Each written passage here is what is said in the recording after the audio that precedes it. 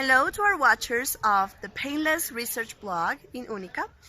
Today I am with Maria Elvira Posse, a student in the specialization program in bilingual education. She is currently taking Research 1 and she has a great strategy for you on how she has organized her literature. So hello Maria Elvira, how are you? Hi, how are you? Yes, as a student, I started with my research class, and I was completely lost of what to do, what to start with, and well, I felt lost in the woods. However, while defining more or less what was the way I was going through, I decided the topic will be learning environments. I started reading, searching for articles, for books, things to this. Meanwhile, I started writing a matrix where I wrote on an Excel program which books, important quotes, some cases or ideas, writing the pages there, and the citation, another column I wrote them.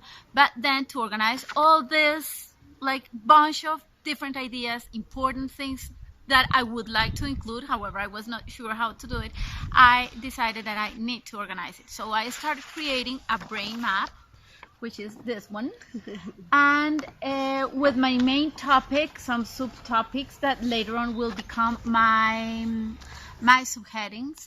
I started going again to the matrix with all the information I researched and the articles that I highlight on all of those, and I started organizing them by topic. So I started with, well, any of them, and writing like a small notes from different authors. Each important idea, well, just for a visual thing, I use different colors to define who are the different authors. As a methodology, I wrote in a small blue color a number that goes together with the matrix, so that's my citation. So I didn't write the citations here, but I will refer to number 4, so I will go to my spreadsheet and I will find which was what number 4. So it was really important this, because then when I started writing my theoretical framework, I just took by areas what I was going, the chapters, well, not chapters, like the parts of this framework.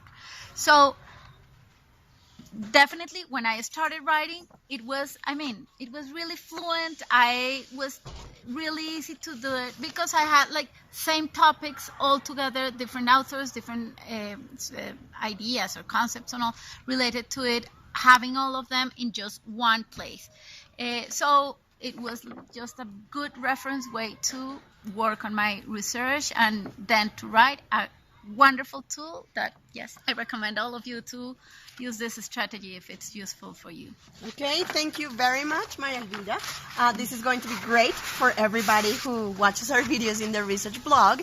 And if you don't mind, we can also share a picture of the map, for you to know how to do it. Remember, research might be a messy process, but if you find ways to stay organized, it's going to be very enjoyable and productive. So thank you very much, and see you in another episode. Bye. Good luck.